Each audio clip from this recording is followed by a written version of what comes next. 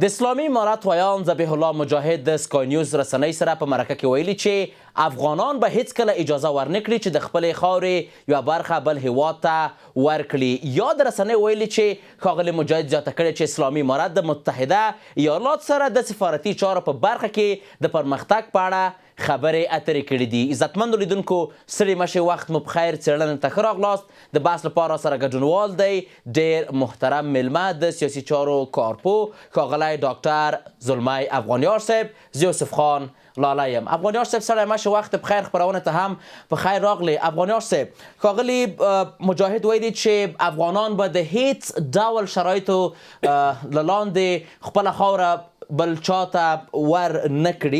فکر کوئ دغه څرګندونې د څه په معنا دي؟ بسم الله النور الذی یدبر الامور. احترامات خدمت شما. از همین طریق سلام میخوام داشته باشم به خدمت ملت افغانستان، هموطنان عزیز ما و شما در هر گوشه از جهان هستی که هستند. امیدوار هستم آرام و صحتمند باشند، در کمال آرامش روحی روانی همراه اعضای فامیلای محترمشان. از حادثه لرزند به خودکاه نشینان، ما خانواده‌شان غم سیلاب نداریم. خب طبعا که چنین هست. ملت افغانستان از اسلام غلط و ترخم، از واخان بدخشان تا به نیمروز بر محور ازی فکر و ایدهشان هست که حضور خارجی در افغانستان قابل قبول بر ملت نیست. حکومت هم بدون ملت هیچ کاری کردن نمیتونه و پالیسی حکومت هم مبنای عدم حضور خارجی ها در افغانستان بوده هست.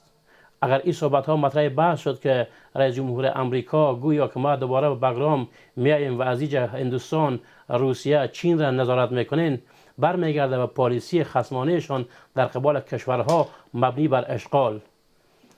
در جهان چندین کشور بودن که به افغانستان آمدن اشغال کردن، اما وقتی که رفتن حتی در همون زمان گذشته شمشیر خود بردن نتونستن و در آخرینش هم که امریکایی ها بود 85 میلیارد دلار تجهیزات نظامی شد در افغانستان ماند. بله داخل شدن به افغانستان بسیار آسان هست، اما برآمدن مشکل هست. کشورهایی که در همون زمان هم سوپر پاور بودن، شبکه استخباراتی فعال داشتن، میگفتن که ما اقتصاد بسیار خوب داریم، به افغانستان آمدن. انگلستان 2 دفعه، روسیه و آخرش هم امریکایی ها بود. خب وقتی که پیام سخنگوی امارات افغانستان مبنی بر این هست که ما عدم واگذاری اراضی افغانستان به هر کشور که باشه را ما پالیسی نداریم، برمیگرده به موضوع حکومتداری که در افغانستان مطرح بحث است. اگر قرار باشه که پایگاه های امن برای خارجی ها در افغانستان ایجاد شود، خب و مبنایشان هم اشغال باشه، خب 20 سال مبارزه مسلحانه به خاطر چی بود؟ اگر چنین برنامه را حکومت می داشت، طبعا که ایجاد فاصله ها فی بین ملت و حاکمیت مطرح بحث می شد. پس وقتی که در این مصاحبه همراه اسکای نیوز پالیسی حکومتداری مشخص شد و همچنین گفته شد که با امریکایی ها رایزنی ها ادامه داره که سفارتخانه افغانستان در امریکا و بالمقابل از امریکا در کابل باشه، از روزهای اولی از روزهای اولی که حکومتداری آمد پالیسیش عدم مداخله خارجی ها در حکومتداری بود. دغه بحث به روز افغانیار صاحب ولې دلته پوښتنه بله دا ده چې ولې د امریکا ولسمشر په وار وار افغانستان یادوي؟ ولې د امریکا ولسمشر په وار وار بګرام یادوي؟ موخه د خپلو خبرو څخه د ښاغلي ټرامپ څه ده؟ ببینین ما یک مقوله عامیانه داریم در وطن، میگن که میراثخور آموخته‌خور سوای میراثخور هست.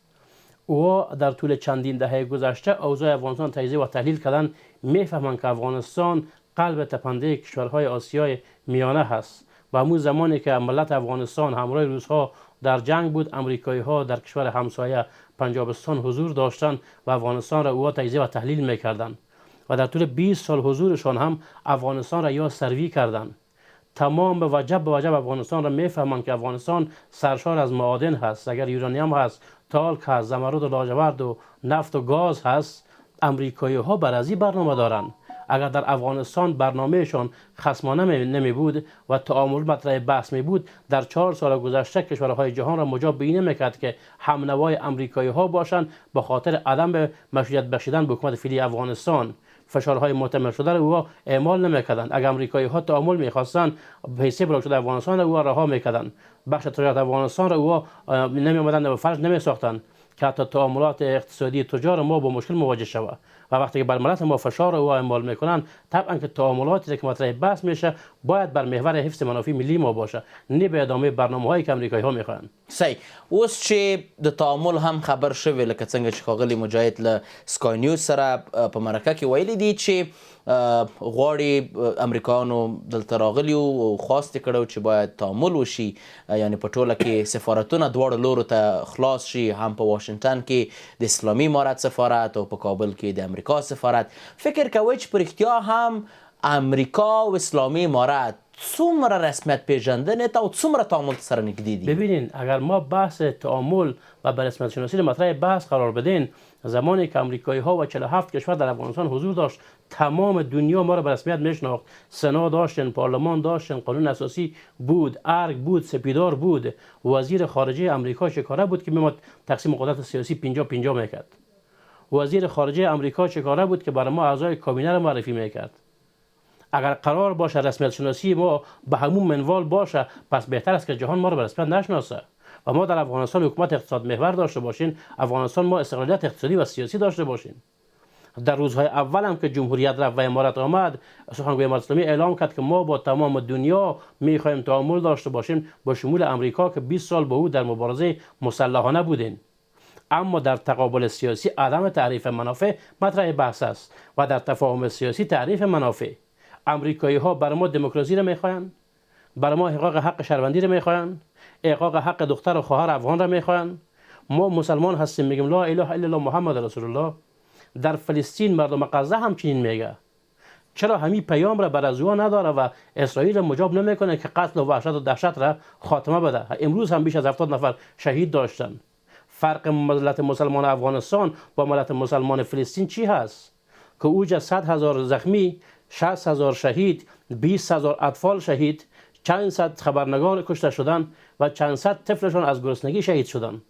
95% غزه هم ویران شد. آخر طرح ترامپ مبنی بر از اینکه 5 سال انگلیسی ها بیان مدیریت بکنن نوار کرانه باختری را. چطور تقابل شد؟ پس هدف نهایی امریکایی ها حضور نظامی در ایجا به خاطر فشار آوردن بالای روسیه و چین و هندوستان هست، نه بحث ملت سازی و حکومت سازی. وقتی که در تقابل قرار دارن میگن حکومت همه شمول. ما یک سوال از جناب ترامپ داریم. در طول 20 سال خود جو بایدن که بر افغانستان شما برنامه داشتین، در افغانستان 350,000 نیرو داشتین، همون حکومت همه شمول چرا ساخته نشد؟ اگر حکومت همه شمول میساختین، در نشست بن که تا ولسوال هم تقسیم شده بود فیمین رهبرای احزاب 7 گانه و 8 گانه، امارت اسلامی فعلی و طالبان وقت در او کابینه نباید ولسوال و ولی می داشت که 20 سال در افغانستان تو میدان جنگ نمی بود. اعضای هیئت رهبری امارت اسلامی اعلام کردن، گفتن اگر خارجی ها در افغانستان نمی بود ما افغان ها مشکل خود حل می ساختیم. پس مبارزه مسلحانه ما به خاطر حضور خارجی ها بود. خب منفعت حضور خارجی ها در افغانستان چی بود؟ 97 حزب سیاسی، 130,000 نهادهای اجتماعی فرهنگی و تقسیم قدرت بر انگلیس و فرانسه و امریکا و کشورهای دیگه که در سنا و در پارلمان در کابینه اعضا داشته باشن. بیاین سرشماری بکنیم. کجا هستن اعضای کابینه افغانستان که در جمهوریت بود؟ کجا هست اعضای سنا و پارلمان ما؟ بجز از اقتدار انگشت شمار که او وابسته ملت افغانستان بودن و به اون اساس اگر در وزارت بود، معینیت بود، در ریاست بود، پارلمان بود، سنا ماندن او. اما دیگه ها با دو پاسپورتشون حتی نمیگفتن که پنجابستان هم اجازه راکړئ. تاسو د ټولګډون حکومت خبره یاد کړله. نن هم د ماليزیا او د پاکستان مشرانو لیدکاتنه ترسره کړې. په دغه کې بیا په افغانستان کې په یو ټولګډون حکومت باندې ټینګار کړی دی. ماليزیا هم چیزی گفتن نمیتونن چون کشور مسلمان و کشوری هست که با افغانستان تعامل خوب میخواه، خانه‌شان آباد. اما پنجابستانی برای ما گفتن نمیتونه که شما حکومت هم شمول بسازین. جناب پنجابی صاحب، اگر حکومت همشول برای ما میگی آزاد پختونخواها، بلوچها، سیندی ها و تی تی پی چرا با تو در جنگ هست؟ همون حکومت همشول با او بساز. در کابینتون سهم بده، در پارلمان سهم بده که جنگ نباشه و انگشت انتقاد پنجابی طرف افغانستان نباشه. اصلاح عامیانه است، اول سر کل خود مویدار بساز، باز به جانب مقابل بیا یک انتقاد بکن. پنجابی ها افغانستان با ثبات اقتصادی سیاسی در پهلوی خود قبول ندارن. وقتی به کابل سفر میکنی افغانستان بایجان هستیم، ما برابایی هستیم، برادر کلان. وقتی از افغانستان میره باز ما تروریسم پرور هستیم.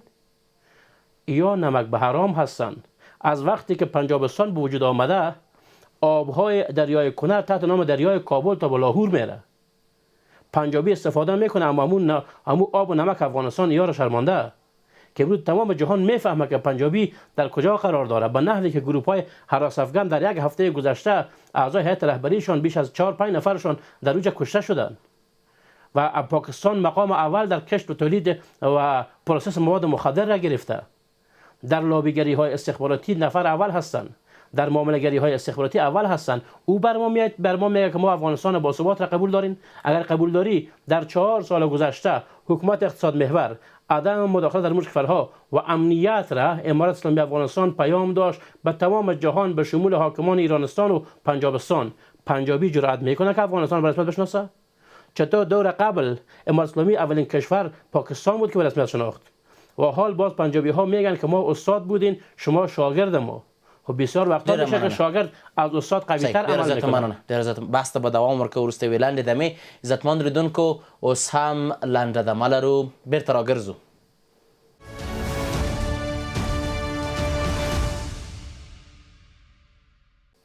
د خبرونې دوام ته راغلاست. افغانیار صاحب، لکه څنګه چې اوس د اسلامي امارت امریکا ترمنځ تعامل موضوع مطرح ده، که امریکا اسلامي امارت په رسمیت وپیژني، د افغانستان لپاره به یې ګټې څه، د افغانستان لپاره به یې لاسته راوړنې څه، او په ټوله کې افغانان به څومره ګټه وکړي د کار څخه؟ مهم برای ما، برای ملت افغانستان این هست که ما استقلالیت اقتصادی نه بغیر د استقلالیت د موضوع څخه افغانیار صاحب سیاسی داشته. ببینید هر حاکمیت که تمام جهان شما رو به رسمیت بشناسه استقلالیت اقتصادی و استقلالیت سیاسی نداشته باشین، پس برمیگردیم به جمهوریت برمیگردیم. درست. بغیر د بګراوند موضوع، بغیر د اډیل موضوع و دغه ټول موضوع د اسلامي امارت وایاند رد کړي دي نن په دې مرکه کې. د دې سربیره که په یو عادي تعامل لکه څنګه چې اسلامي امارت وایي چې د ټول هیواد سره هیوادونو سره موږ اړیکې غواړو، که په دغه شکل باندې امریکا اسلامي امارت په رسمیت وپېژني، بیا به له افغانانو لپاره به ګټې څه؟ ګام مثبت هست. وقتی به مو اساس به امریکایی ها افغانستان رو به رسمیت بشناسند و بر افغانستان برنامه های خصمانه و استخباراتی نداشته باشند، برای ما فرق امریکا و کشور به نام تاجیکستان نیست که در پهلوی ما است که جمعیتش به اندازه کابل هم نمیرسه. اما مهمی است که امریکایی ها برنامه دارن و پلان دارن. هیچگاه اوها اجازه نمیدن کشورها که نوپا باشه بدون مداخله سیاسیشان اوها به پیش برن. در 4 سال گذشته اوها فکر نمیکردن که افغانستان به این حد برسه در بخش اقتصادی و سیاسی.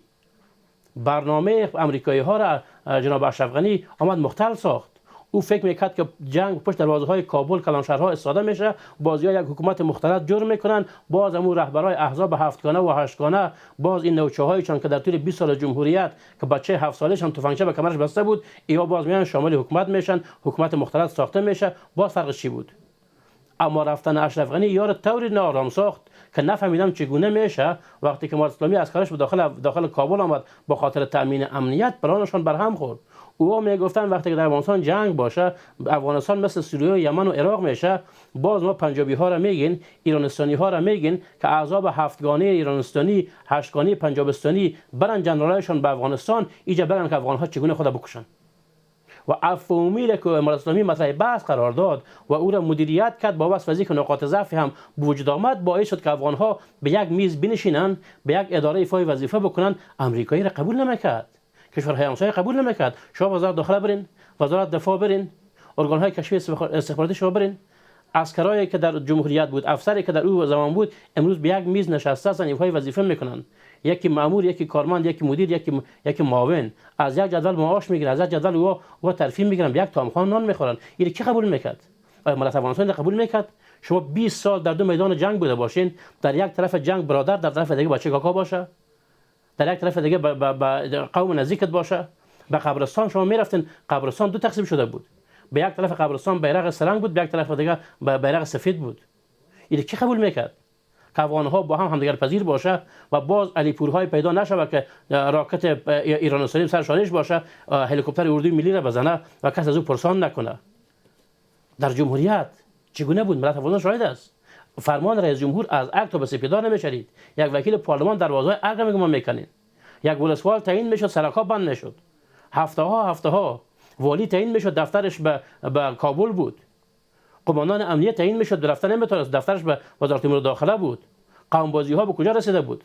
سهم ما کجاست؟ سهم قوم ما کجاست؟ سهم قومشان نبود. این سهم حاکمیت ایرانستان و سهم حاکمیت پنجابستان و سهم حاکمیت تاجیکستان و ازبکستان و کشورهای دیگه مطرح بحث بود که نماینده هاشون بود. روزی هم گریختن شد، هر کدام به مو آدرس رفت، مرزها را سرشان بسته کردن.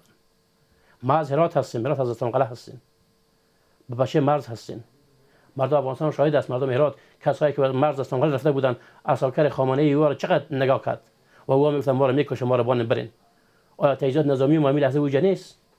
به بندر حیرتان بردن نیست؟ تیاره هلیکوپترهای افغانستان به کجا هست؟ کی برد دواره؟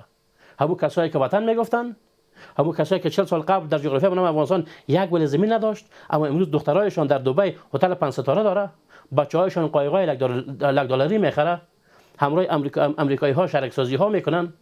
این ملت آگاه است و این خوب میفهمه که نقاط ضعف کجاست، نقاط قوت کجاست. این که امریکایی ها اعلام میکنن ما بگرام را میگیریم و عکس العمل مردم را دید، عکس العمل حکومت افغانستان را دید، فهمید که نمیشه.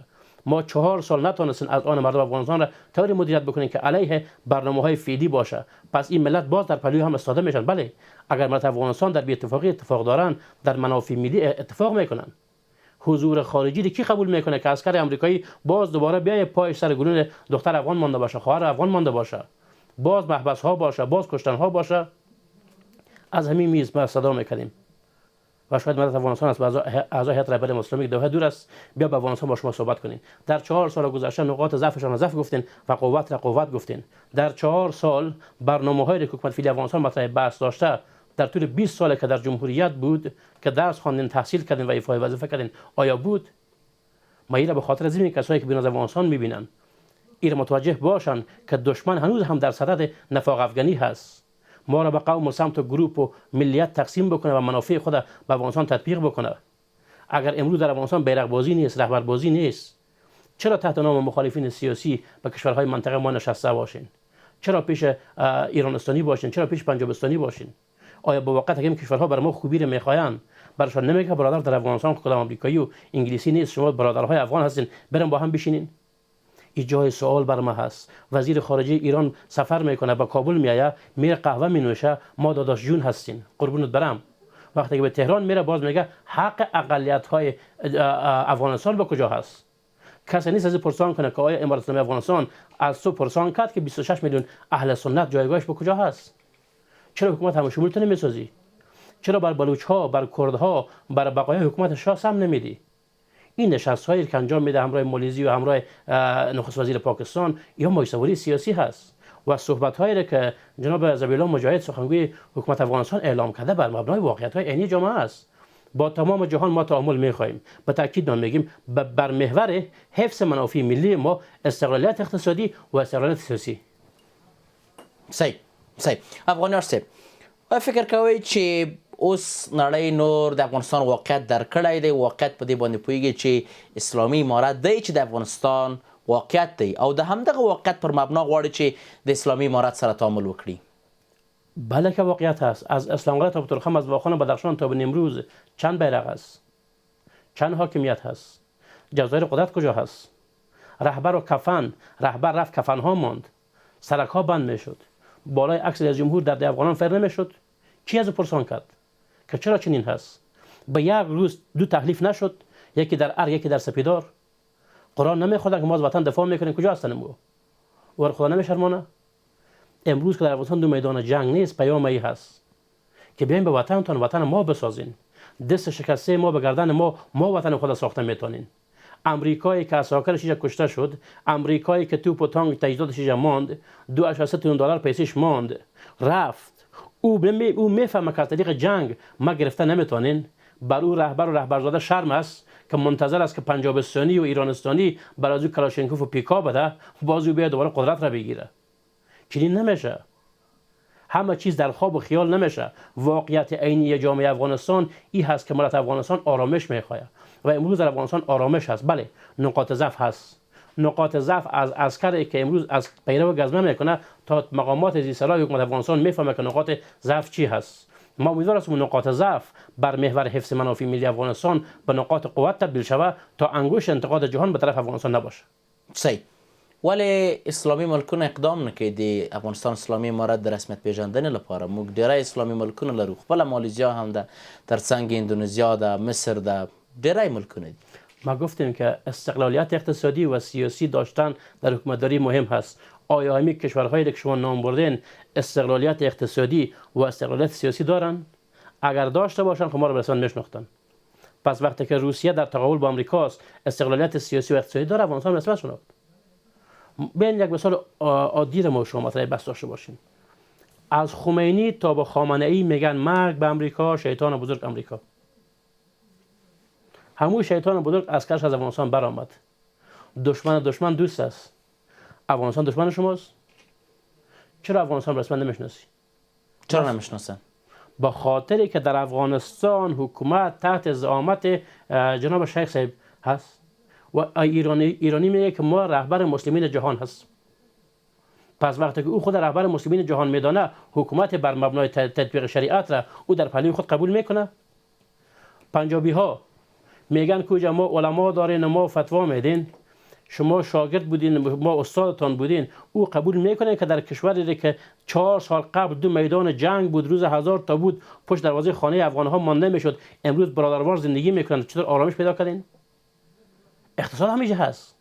خوب یادم هست 20 چند سال قبل 1000 تومان ایران 1,20,000 افغانی میشد.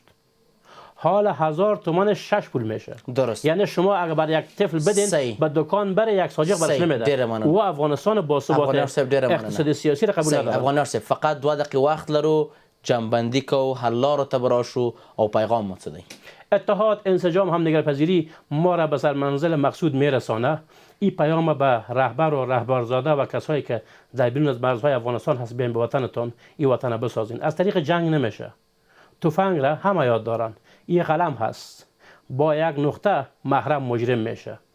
اگر میتونین حلقه غلامی را از گوش خود پس کنین، به وطنتان بیاین، خانه تان هست. جنگ راه حل نیست، تفاهم هست. امریکا تفاهم میکنه. روسیه را که 4 دهه قبل پدران ما در جنگ با او بود، امروز تفاهم میکنه. شما چرا تفاهم نمیکنین؟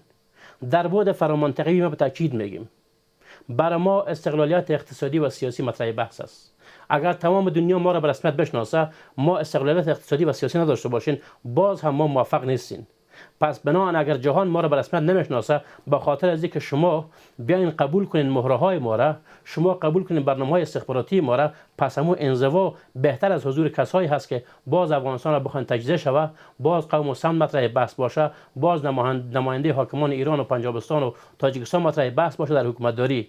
همون نماینده هایی که توپ و تانک افغانستان را به قیمت آهنکنه بر پنجابی ها فروختن، همون کسای رهبرزاده هایی که رئیس استخبارات پنجابستان را میگفتن شما بیا به عنوان مشاور نظامی ما باش، همون رهبر و رهبرزاده هایی که ماشینری کارخانه سمنت هرات را به ایرانستانیا تحفه دادن، همون کسایی که چای نفت تریپول را میخواستن از بین ببرن که نفت ایران خشک نشوه، همون رهبر و رهبرزاده هایی که پروژه سمنت را خراب کردن چرا که سمنت قاین به افغانستان بیاید. این افغانستان باید ساخته شود. ساختهش به دست ما و شما و ملت افغانستان هست. امروز طفل 7 ساله افغانستان هم سیاست را میفهمه. باز هم به تاکید میگیم آبادی وطن تعهد و تخصص میطلبد. تعهد بدون تخصص و تخصص بدون تعهد ویرانی وطن هست. متعهدین و متخصصین در پهلوی هم قرار بدین، وطن خود ما بسازیم. نقاط ضعف باید به نقاط قوت تبدیل شود و قوتتر به امید افغانستان بهتر. د سیاسي چارو کارپوه ښاغلی ډاکټر زلمی افغانیار صاحب په خپرونه کې ستاسو له ګډون څخه نړۍ منندوی یم. عزتمند لیدونکو، د نن څېړنه خپرونه هم پر همدې ځای پای ته ورسېده. تر بیا کتو په الله پاک مو سپارم. ښې چارې.